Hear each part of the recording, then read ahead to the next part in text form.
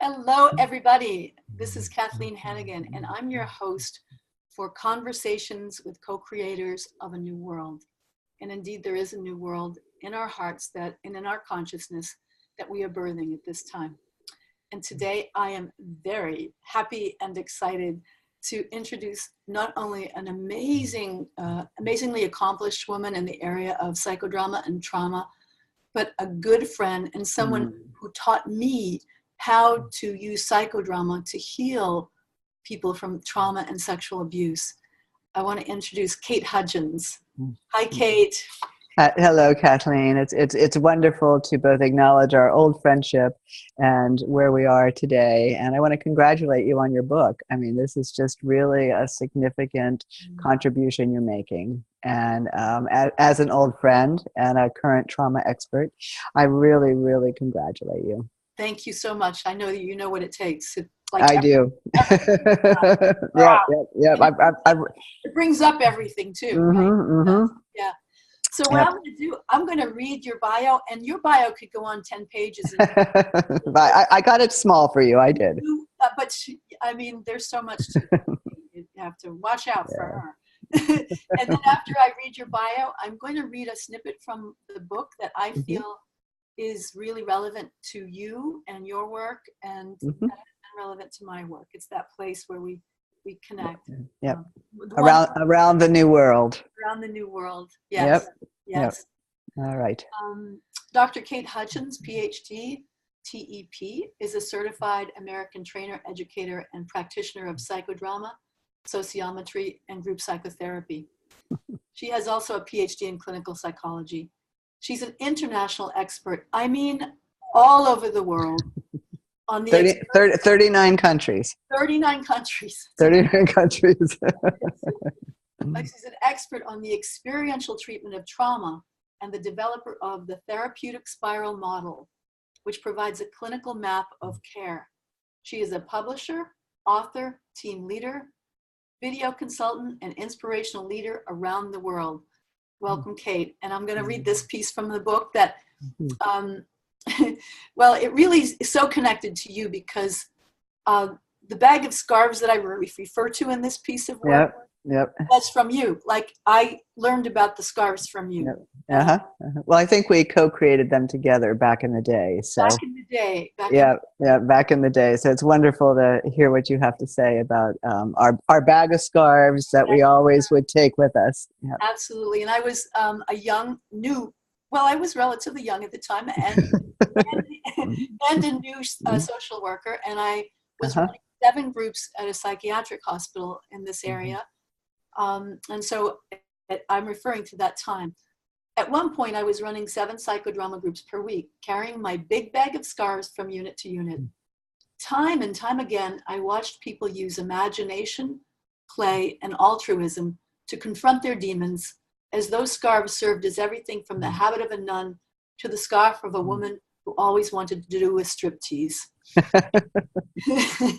It was the beginning of my career as a social worker and one of the most alive times of my life because I was given the opportunity to see what was possible.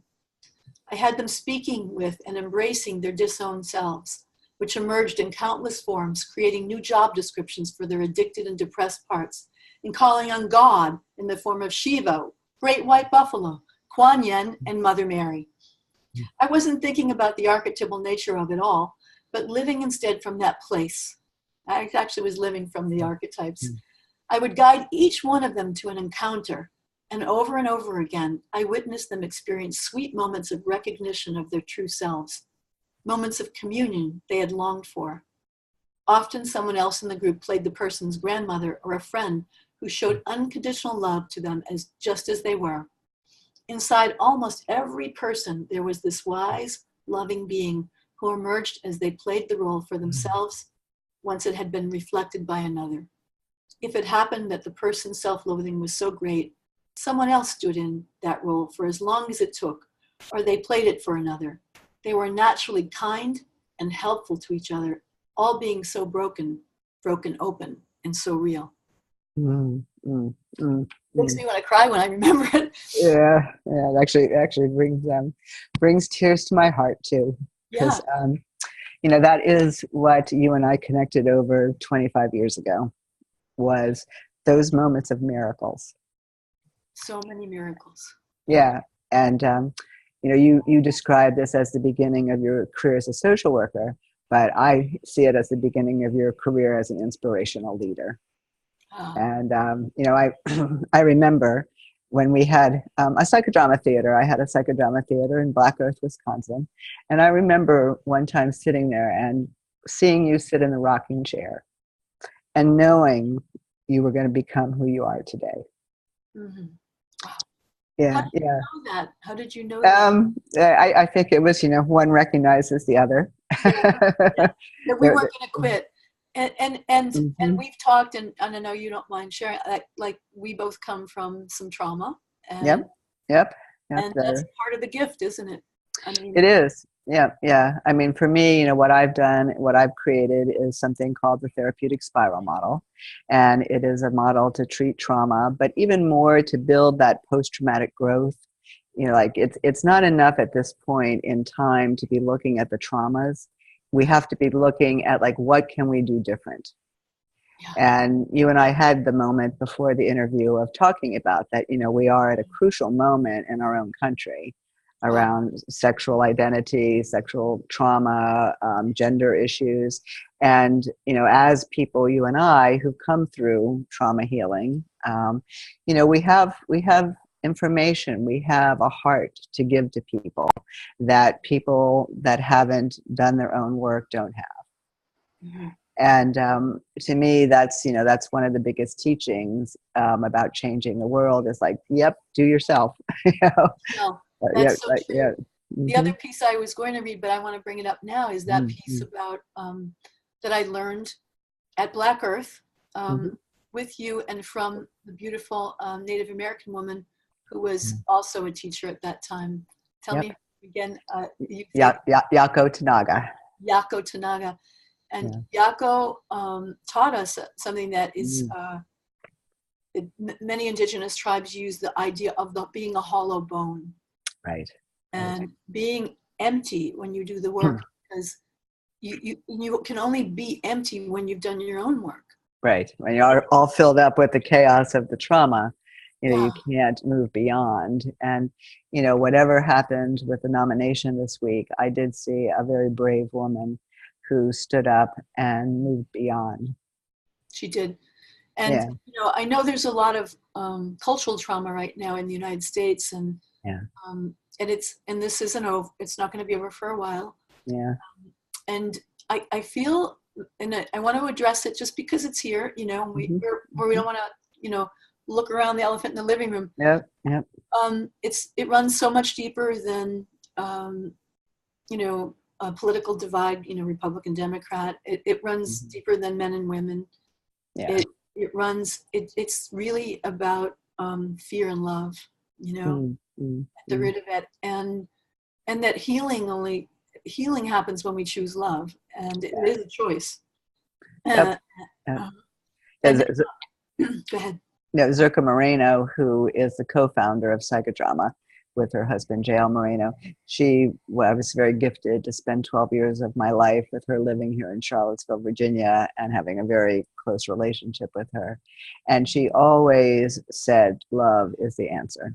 Yes. She always said that. And like, she was somebody who lost her arm to cancer at 42, and she typed out on a typewriter and then learned to type on a computer and send emails at 84. And she always signed everything, love, Zirka. Mm-hmm. And so, like, I find myself, communicating with trainees or with, with clients, and, I like go, well, do you say love or do you not say love? I'm a clinical psychologist. I mean, like, you're not supposed to be saying love to somebody, but the moments of healing in the therapeutic spiral that we find in psychodrama, I mean, it's all, as you say, about just opening your heart to loving and being safe enough to do that. Yeah, and safe enough to do that, and safe enough inside yourself, that you have the resources inside yourself, with your self-care, with your connection with others, to be able to do that. And we talk about a role called the ultimate authority. And it's about, like, after you've gotten your own self into a good order, and it may take 65 years, it may take as long as it takes, right? But once you get yourself into your own appropriate authority, then there is a task to start changing the world. It's not enough to just change ourselves, because those of us who have gone through hell and come back the other side, like, we believe it's possible because it is possible. We know it is, and it's not Yeah. faith alone. It's a knowing. Right. Right. And Right. it's that knowing, like transformation is not Yeah. absolutely possible, and it's an Mm-hmm. imperative at this time, because Mm-hmm. the new world we talk about, it happens in consciousness first. It doesn't happen. Right. As your quote said, in imagination. And that's what I love about psychodrama and TSM psychodrama in particular, is you take both the trauma, the chaos inside, and what we call surplus reality, and we put it outside. And you can have all these wonderful new experiences where you do have somebody play the third generation grandmother, because maybe the whole lineage of women needs to be spoken through the protagonist. Not just one generation. Maybe you have to go back 4 or 5 or 10 generations to find the strength to have a voice to make change. And I mean, I love every moment of my work. I feel totally blessed. I have worked in 39 countries. So, speaking of cultural trauma, I deal with it in other places. And, it's been quite a shock to deal with it here at home. I do live in Charlottesville, Virginia. I did sit in my own living room while the violence was broadcast on TV 6 miles away from me. And for 6 months afterward, we did do a Recover Charlottesville, some free psychodrama sessions each month to bring together our community around racism, gender, things that we didn't even really know were kind of simmering in our community. But now we have to work with them, and we have a chance to work with them. It's about the attitude, I think. Truly. And you and I know, as therapists and as psychodramatists, that the stage that we're in culturally, where it's coming up, it's in the first half of the healing, but it's essential. It's like you can't heal what you can't feel, and that but we don't stop. It's not it, and it is a cultural wound. And as you said, that when you've done a lot of work on yourself, your global heart opens, and you feel like like you're called.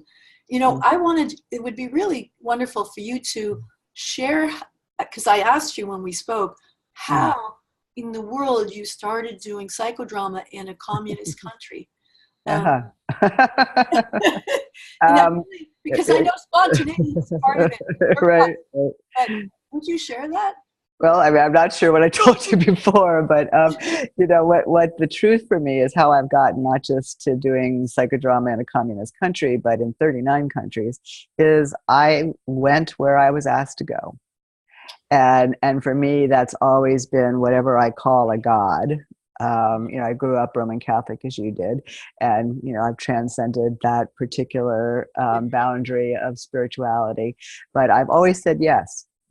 Or 99% of the time. I've said no to a few places as I get older, but I said yes. I've been working in mainland China for 13 years, and it came about as an invitation to teach about suicide prevention, because I'd been teaching in Taiwan, which is a democratic country but connected to mainland China.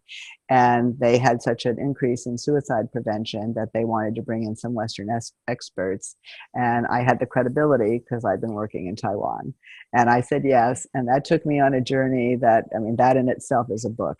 You look at written. And the reason, and you had been working in Taiwan, and you had a big event, and there was a terrible flu.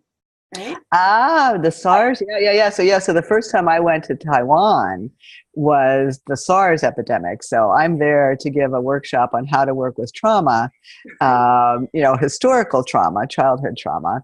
And all of a sudden, like the television and everything is going there. The SARS is like breaking out in Taipei and Hong Kong. And I'm in Taipei.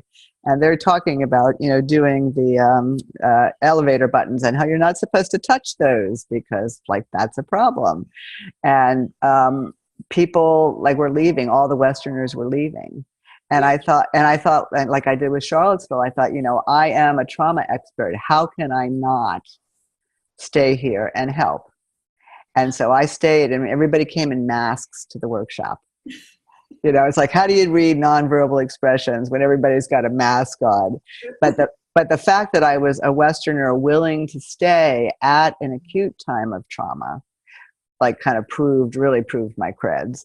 And so then when a couple years later they needed somebody to be one of the keynote speakers in the first mental health conference in Nanjing, China, I was asked to be one of 4 Westerners to do that speaking and to continue my journey there for many years. It's phenomenal. You said yes. I said yes. Yes. Yes. Yes. And that's one of the 2 principles of psychodrama is spontaneity, and creativity. Yep. Mm-hmm. And I think that what I see happening now in our country is that we have a lot of reactivity, rather than spontaneity. Yes. Because of the trauma, and we lose spontaneity when we're traumatized. Absolutely. I mean, to me, that is the reason that TSM psychodrama works to help people that have had trauma, is because it does work to build a spontaneous response. And, I'm sure you remember the definition, but our readers don't know, our listeners don't know, that spontaneity is an adequate response to a new situation, or a new response to an old situation. Yep. So at the time of trauma, just being adequate, which can mean defending yourself, pretending you're dead. I mean, whatever you need to do, to survive, that's an adequate response. And then it's afterward, you need to have novel responses so you don't go into PTSD. Right.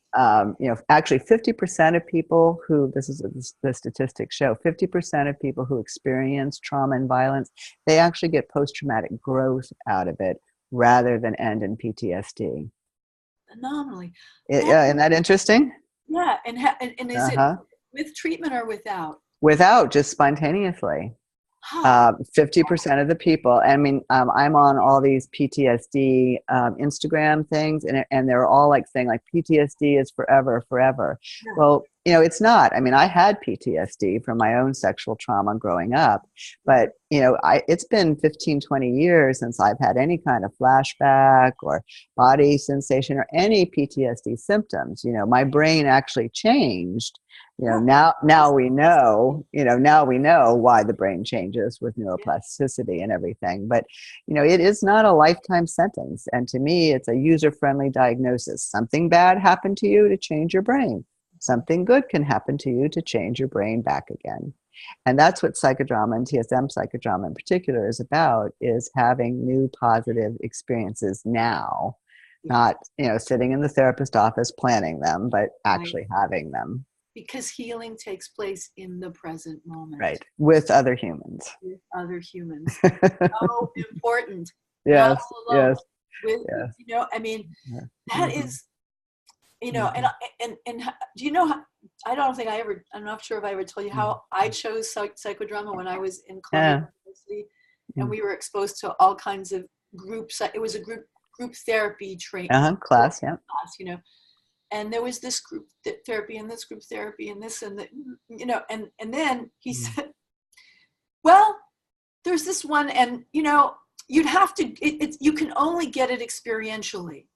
So, most people, usually no one chooses this one, but I'm going to put it up here, psychodrama. And just the challenge was enough for me, right? Trauma survivor, right? So and he said, and you can get in touch with these people. And I ended up going to Bob Soroka? No. Soroka and his open session in New York. Right. Where 50, 60 people showed up on a Saturday whom you never met before. And Yep. some would come every week, but you might see new people who would never come again. Mm-hmm.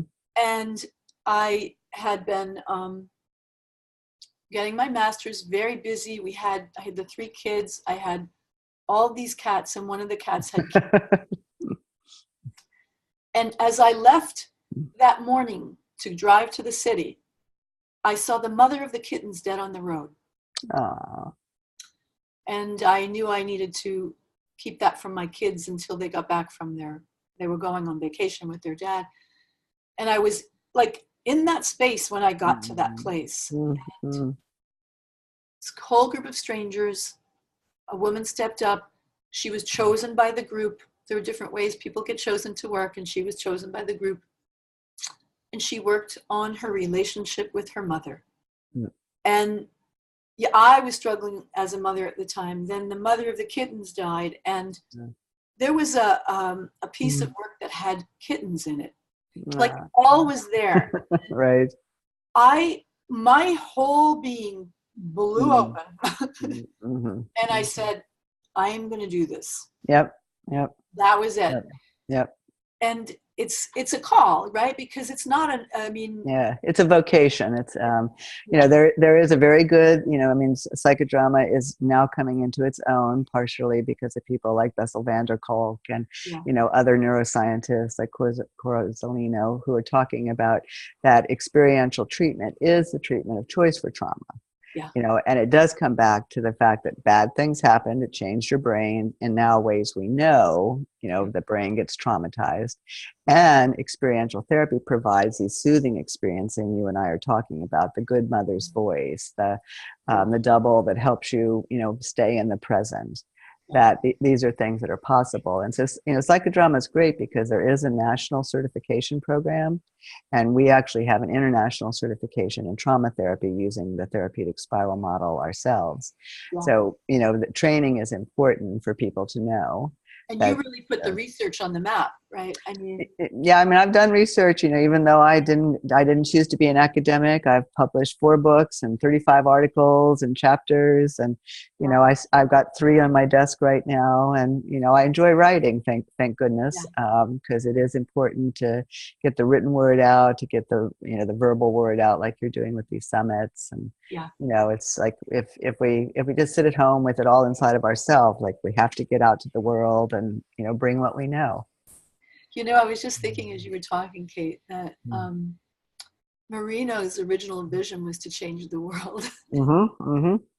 What was the name of the book? Who shall survive? Who shall survive? Who shall survive? And what he said is that only the spontaneous survive.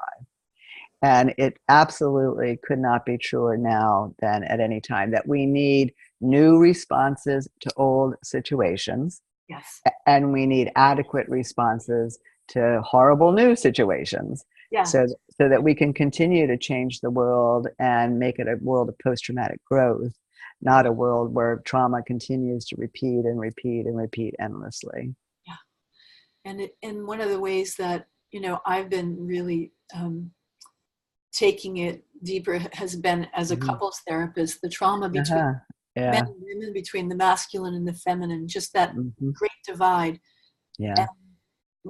And doing the role reversal with couples is so powerful. First of all, you get to see, does he get her? Does she get him? And lots of times she doesn't get him any better than he gets her. Right.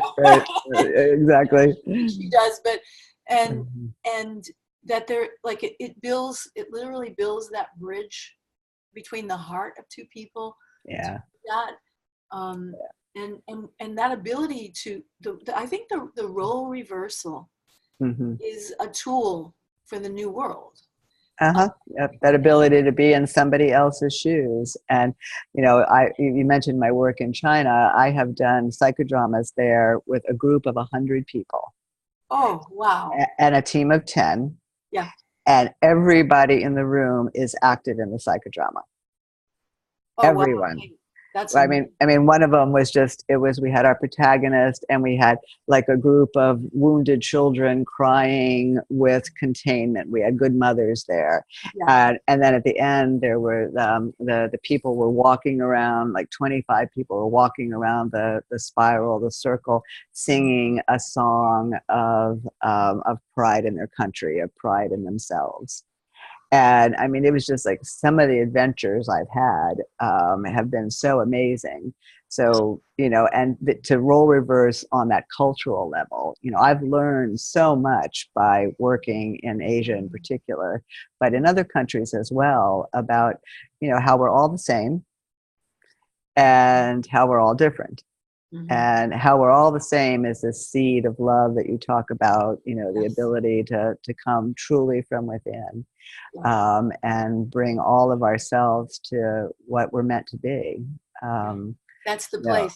That's the Yeah, place. yeah, that's the place, right? Just to tap it. And Zerka calls it the autonomous healing center. Ah. And that's a new word that's being used in psychodrama. It's kind of replacing spontaneity even a little bit. So it's like, spontaneity, like when you and I learned it, we had a well of spontaneity. Yeah. Yeah. But like, actually, what is that? And TSM has defined it, that it's certain roles, strengths and containment and things like that. But Zerka talks about it much more philosophically. And she's like, that we have an autonomous healing center in us at birth. And the job for us as traumatologists, as helpers, is not to fix the person, is not to even improve the trauma symptoms. It's simply to walk beside them and help them find their own autonomous healing center, which of course is filled with love. That's exactly the message of the book. It's like, Mm-hmm. and because it gets buried in all of us. Mm. And when we continue to try to fix ourselves, we are focusing on broken. We're yes. And similar to what Zerka was saying, what Marion Williamson said about it, it's about taking away everything that isn't love. It's like removing the obstacles to love. Right. That the center is there. I love that it's called an autonomous healing center. Yeah. Yeah. It's a center, and you don't have to think about it. It's there. It's right. And what the neurobiology research is showing is that we actually have a social synapse in our brains, so that not only do we have our own autonomous healing center, but if we're in a spontaneous autonomous healing center state, our brain's in a good place, it actually can influence somebody else's brain to be in a good place. That social synapse, where if the baby's crying and the mother stays calm, the baby learns self-soothing. And it's the same thing in adult relationships. If we can stay calm, if we can be as big as we are, stay in our presence, our body, our mind, our brain, everything is in a state that influences people too. It's not just our words, but I mean, it's so fascinating. And the brain stuff is like, like if I was going to go back and get a second PhD, that would be where I'd go now. That's so funny. I thought about that too, but it's okay because we the boomers are really transition team. Younger people are the implementers. That's a nice way to hear it. Yeah, and so we are helping. That's what we're doing. But we don't have to figure it all out. We open the doors. They're open now. They're open. That's nice. If you remember, like our first TSM training group was from 1992 to 1995, and we saw clinically what they have proved in brain science. Yes. The first brain study wasn't until 1996. We had already put together the clinical map of TSM psychodrama, the therapeutic spiral model, from 1992 to 1995. Absolutely. Before they even were showing how the brain was affected by trauma, we saw it in our psychodramas. Absolutely. We saw people getting out of control. We saw people dysregulating, and we created the roles needed and the container so that didn't have to keep happening, so psychodrama could be safe. Yeah. And that's you and I both came from the generation where like that open session you were talking about, it's like 50 people, you don't know each other, not so sure how safe that is, and yet it worked. And now we've gone on to find ways to make it safer and more contained. And for me, I always like to talk about containment, not as just being a small thing, but Yeah. make your container bigger. Big. Make your container bigger. Like that's what post-traumatic growth is about, is that the container gets bigger. Yes. And what trauma Yeah. does, it closes it in, and it's about Yeah. it's about being able to hold what's happening. Yep.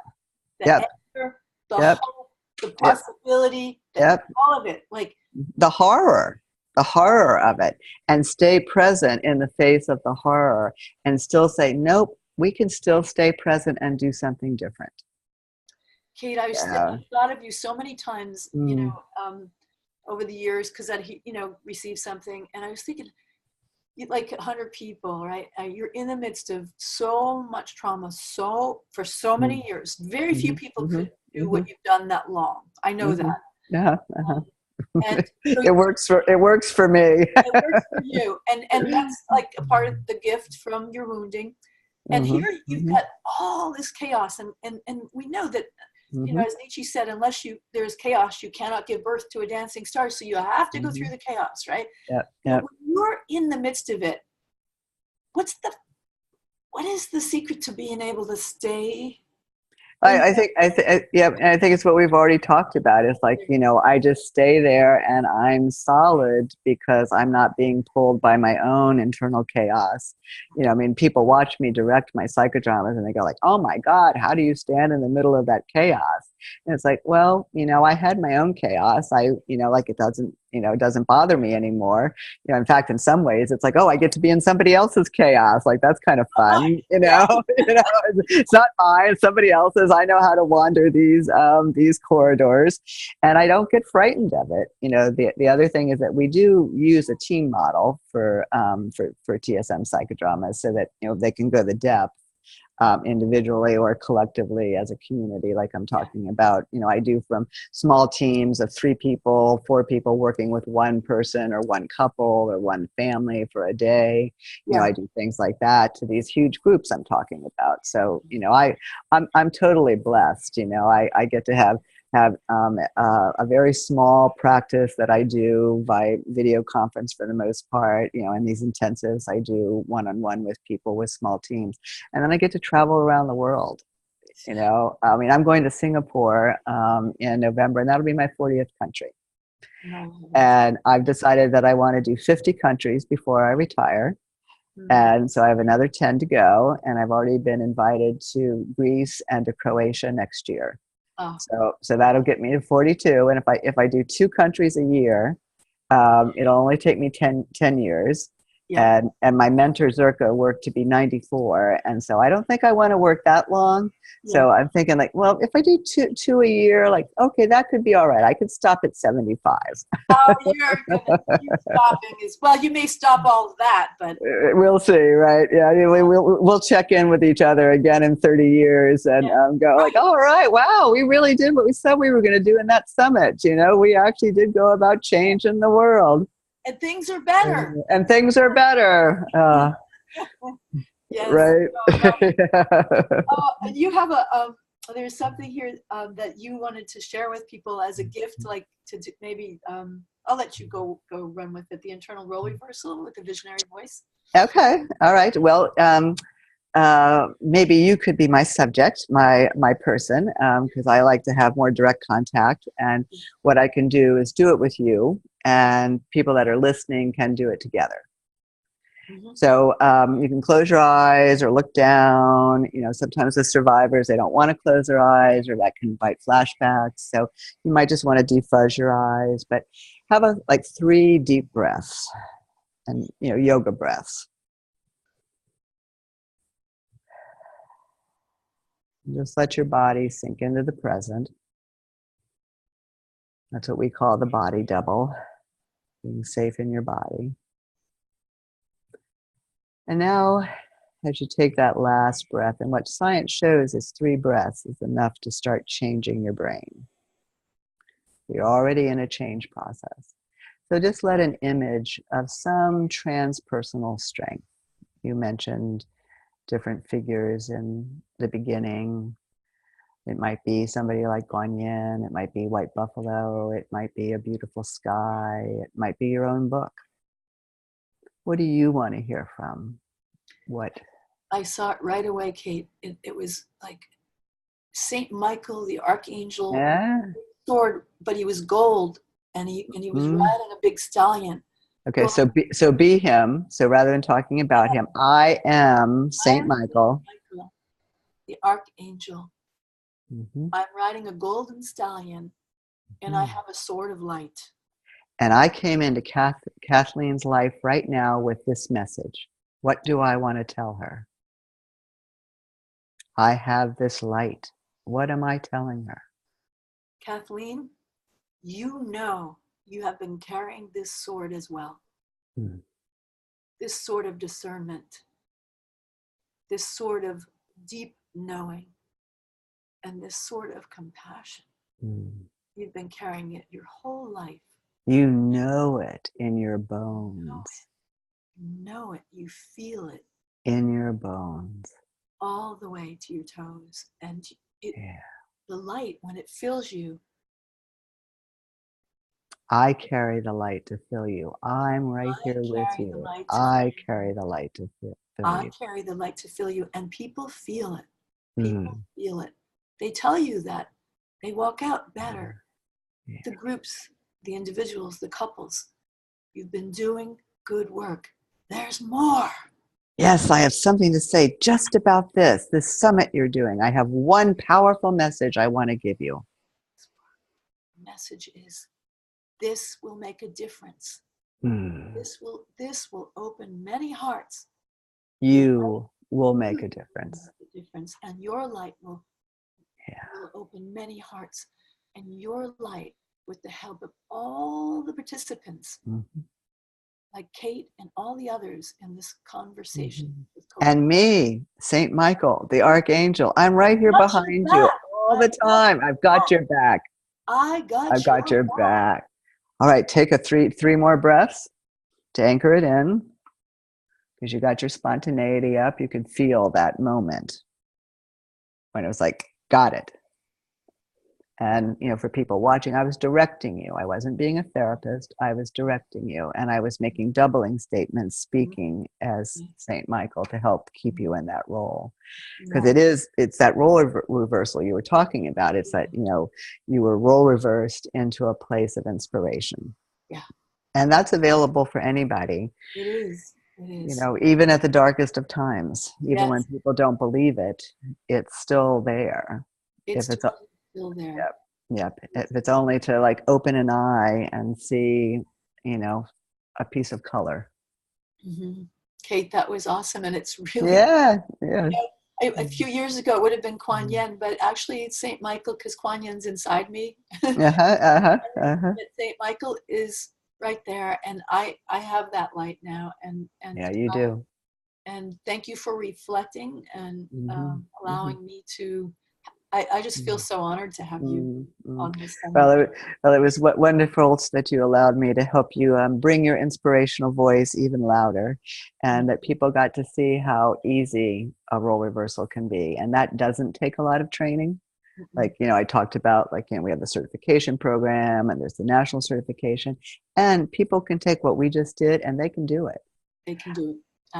Yep. Actually, my book, my next book is going to be a handbook on self-care using the therapeutic spiral model, and it's going to have all sorts of exercises like this that people can do for themselves without ever needing to be clinically trained. Oh, awesome! Thank you so much, Kate. Kate, what's your website so people can get in touch if they want to? Thank you. It's www.therapeuticspiralmodel.com. And you got to spell it all out right, therapeuticspiralmodel.com. You can also do Dr. Kate Hudgins, HUDGINS.com. But both go to the same place. I just like the therapeutic spiral because it makes it clear that my model is bigger than just me, one person. It's about many people. Yes, it is. Thank you, Kathleen. I'm very, very honored to be one of your guests, and I can't wait to see the whole series, and I will certainly share it with all of my students and friends and colleagues. Thank you. Much love. Okay. Much love to you. Bye.